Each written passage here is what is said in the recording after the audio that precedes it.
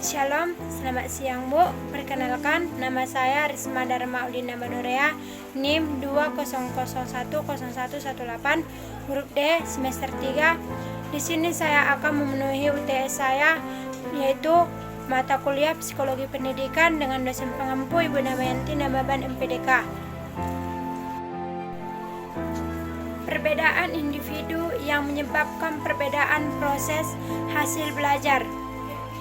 Implikasi perbedaan individual menunjukkan kedudukan seseorang sebagai orang-orang perorangan atau perorangan. Sifat individual adalah sifat yang berkaitan dengan orang perseorangan, yang berkaitan dengan perbedaan individual perseorangan. Ciri dan sifat orang yang satu berbeda dengan yang lain. Perbedaan ini disebut dengan perbedaan individu atau perbedaan individual. Maka perbedaan dalam perbedaan individual menurut Landren tahun 1980 menyangkut variasi yang terjadi, baik variasi yang aspek fisik maupun psikologis. Kemudian ada yang menyangkut mengenai aspek-aspek perbedaan individu.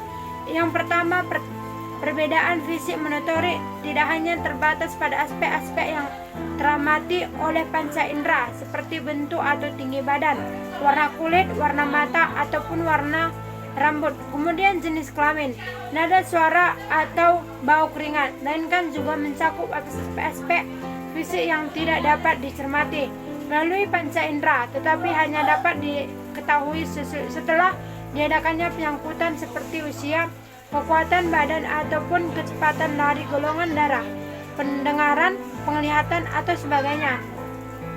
Aspek fisik lain dapat dilihat dari kecakapan motorik, yaitu kecakapan melakukan koordinasi, kerja sistem saraf motorik, yang menimbulkan reaksi dalam bentuk gerak-gerakan atau kegiatan secara tetap sesuai antara rangsangan beserta responnya.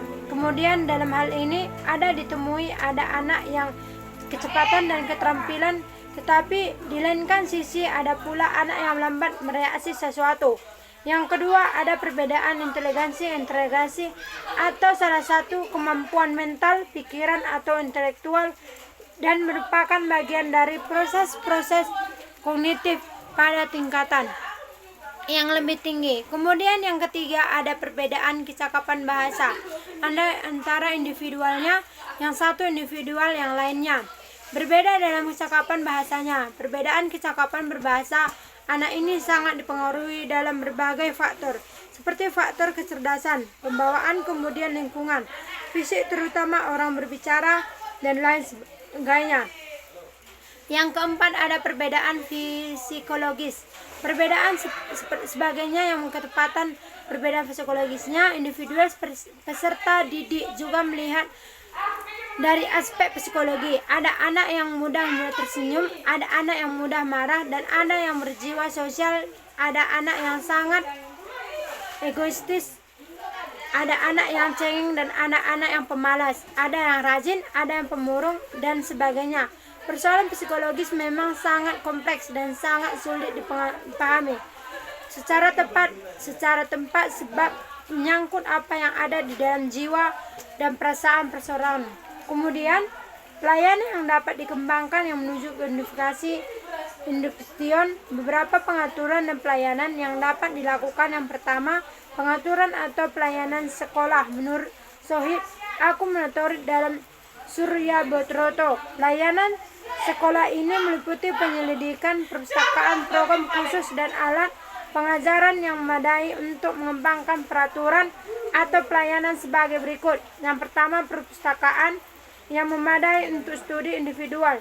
Untuk mengembangkan individualistis introduction, maka perlu sekali tersedianya fasilitasi perpustakaan yang cukup ia beri. Yang kemudian, setiap anak dapat belajar secara individual. Hal ini yaitu menyelidiki alat pengajaran dan program pelayanan yang memberi fasilitas individualisme. Introduksi meliputi pengaturan atau pelayanan dalam kelas menurut Sohib Aku. Antara tahun 1978 yang dikutip dalam Surya Broto 22 orang Beberapa usaha yang dapat dilakukan oleh guru dalam kelas yaitu meliputi program perbaikan, program pelayanan, program kecepatan, dan lain sebagainya.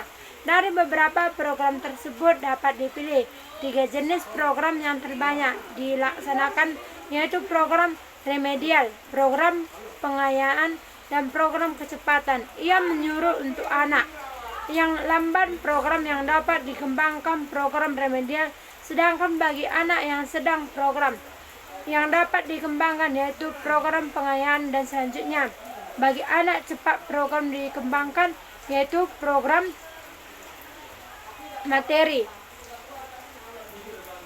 Baiklah, dari beberapa materi yang saya jelaskan dapat disimpulkan bahwa manusia adalah makhluk yang dapat dipandang dari berbagai sudut pandang.